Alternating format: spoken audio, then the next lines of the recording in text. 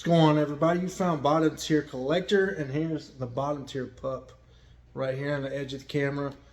So I discovered since doing the Terry Funk and Sabu commentary that it's super easy, super enjoyable to provide commentary on videos.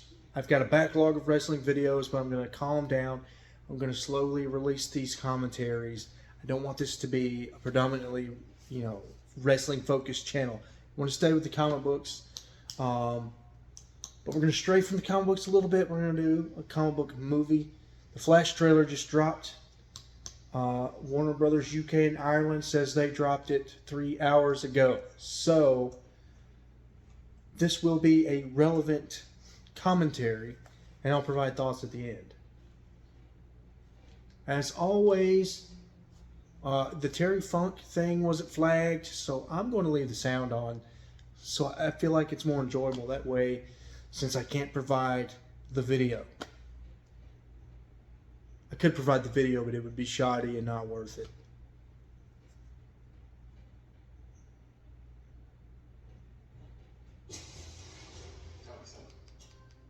You can go anywhere.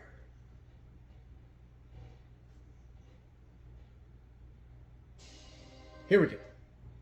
And we're buffering. Another timeline. Here we go. Another universe. So Let me pause there. So we get a snapshot of Batman on a tumbler. Now the cowl looks a little wide, and the ear points don't look very tall. If they're a little taller and the cowl is a little narrower, I would assume it's Baleman, as I call him, Baleman, Christian Bale, Batman. However, the cowl looks like Batfleck, but Batfleck doesn't have a tumbler that we see in The Dark Knight. That's Christian Bale. And there are rumors that Christian Bale is making a cameo in The Flash. So I don't really know what that means, but that's kind of my commentary on it. fight to save this one. A lot of stuff is happening, so I don't know if I can provide proper commentary. I'm not gonna lose her. Right here, we're getting some Flashpoint. I think the thread of Flashpoint where Barry Allen wants to live with his mother in an alternate universe is kind of the main thread of the movie. Different people, different worlds. Costume's cool. I don't hate the costume. Drawn to each other like magnets.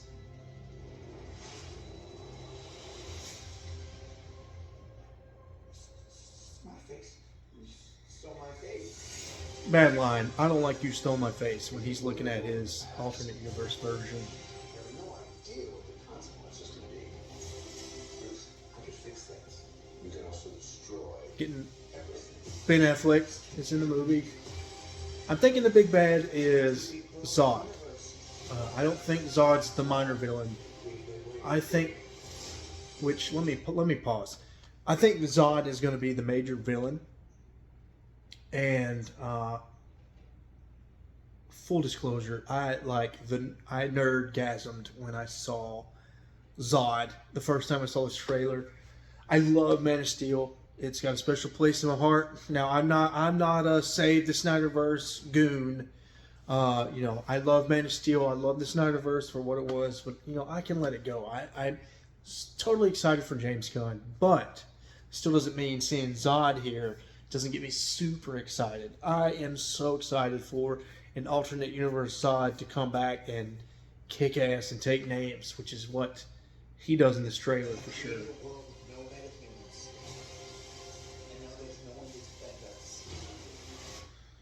Let me rewind that.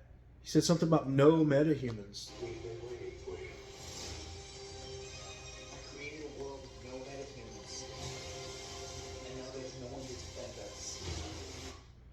So that's a key thing here. I don't know if you heard that on the camera. Barry Allen's narrating the trailer, obviously, and he says that he created a world with no metahumans.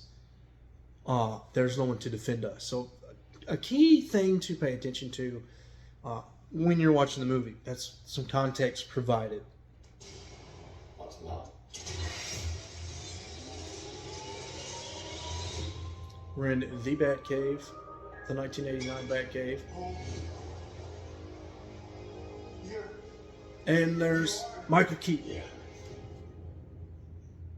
I'm Batman. Pretty cool. Getting some goosebumps there. There's Barry Allen Bates.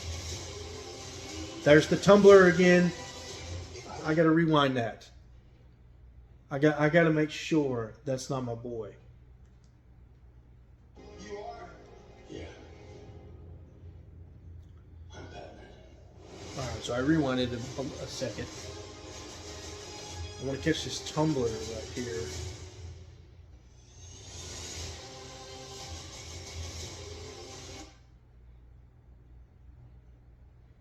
I don't know. I feel like Christian Bale's the only Batman with that style motorcycle. But even with it paused right here, I still couldn't tell you if it's Christian Bale. If I can't undo what I did, if I can't get back, there may not be a future.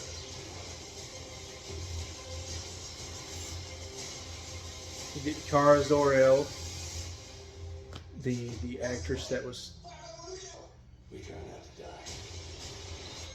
the actress that was chosen to be Kara is getting her moment in the sun here. It's not Clark. My name is Kara. I'm Barry. So getting Earth Prime, Supergirl.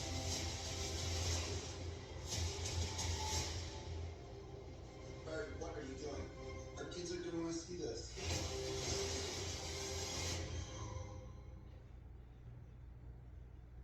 And I wonder whose jet he's flying in.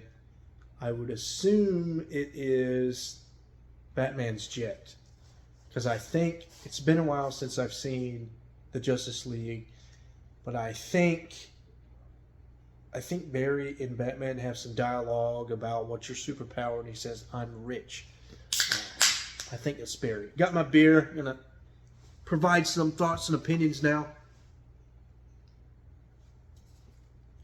Cheers. So, initially, gut reaction, I like it. It's done its job. It's baited me. I'm interested in the movie. It comes with a lot of baggage. We know that Zack Snyder and his vision for the DC Universe is on its way out with this movie. We know a lot of things that were... actually, this entire movie was made prior to James Gunn coming in. I don't know. Obviously, none of us really know if James Gunn meddled a whole lot with this movie, if there was any reshoots or any additions. I've heard that James Gunn has taken away from the movie. He's taken things out that don't apply to his vision of the DC Universe going forward. But as far as adding to the movie, I don't know if Gunn really messed with it at all.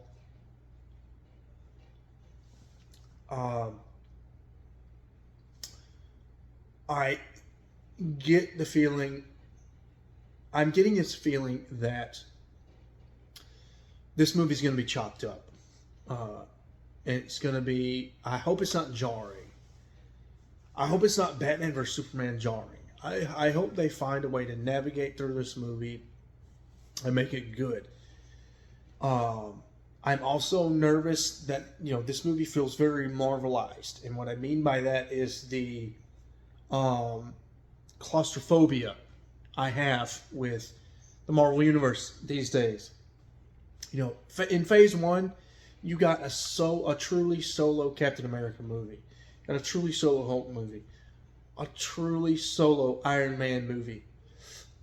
A truly solo Thor movie.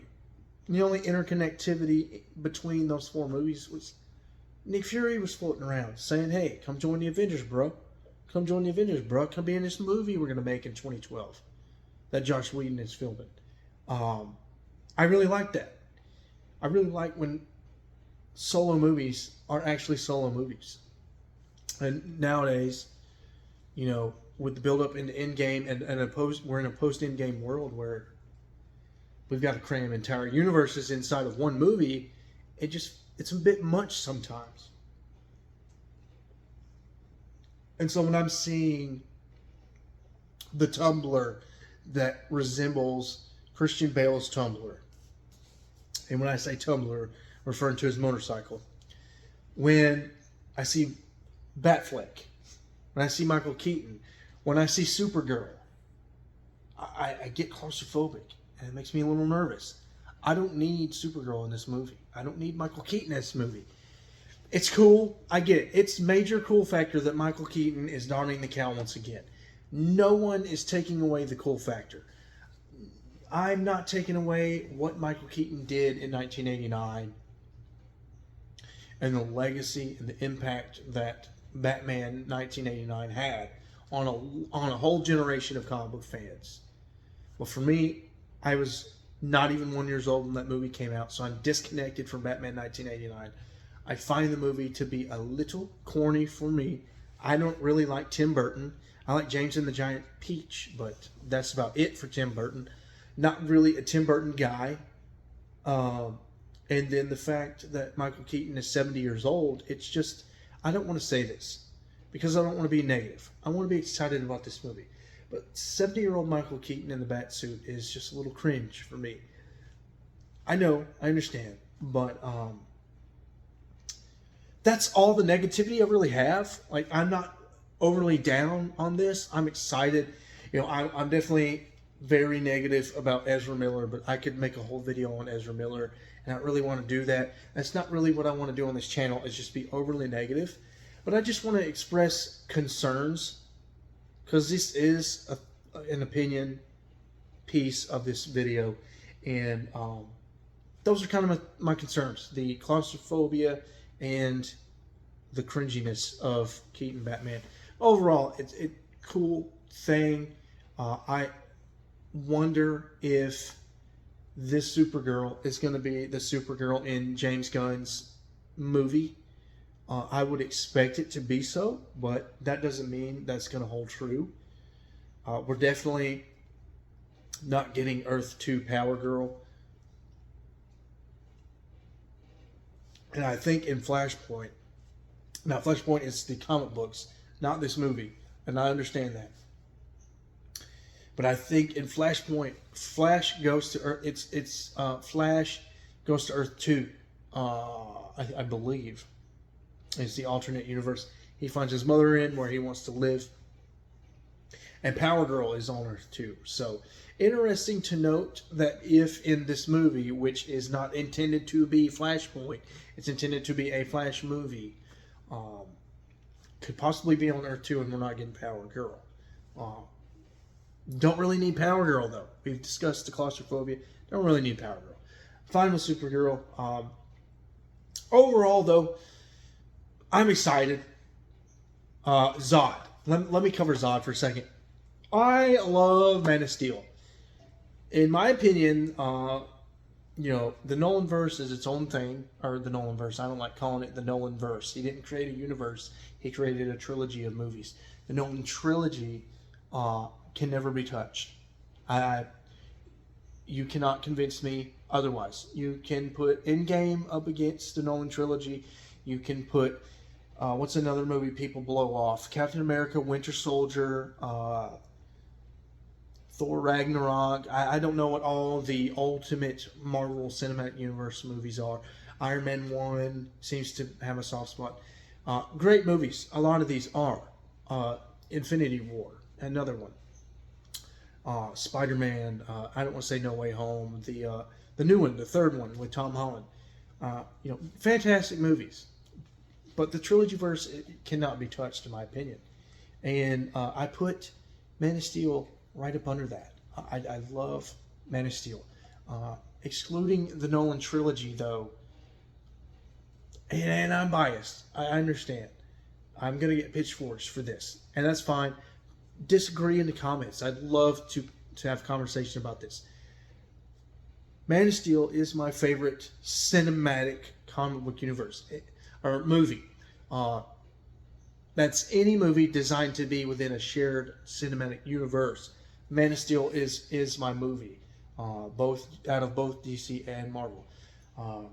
And seeing Zod, I know it's an alternate Zod because Superman killed Zod in Man of Steel. Spoiler if you haven't seen it, but I nerdgasmed. I think I mentioned this already. I nerdgasmed over Zod. Love the actor. Love Man of Steel. And the fact that we're getting a nod for Man of Steel, even though Henry Cavill's been fired, I think Henry Cavill's been taken out of this movie. They're still letting Zod be in this movie, and that's cool. That's cool. I'm excited, guys. And I don't really know where else to go from this. I hope you enjoyed the trailer, and I'd love to hear your thoughts and opinions as well. That'll do me. I'm excited for the movie, and maybe I'll provide more content about the movie in the future. I'll definitely do some commentaries on every DC trailer going forward. I don't know if I want to do full commentaries on the movies. Those would be long videos, and I don't feel like a lot of people are interested in commentaries for whole movies. But yeah, I'll at least do commentaries on the trailer. Till next time, guys.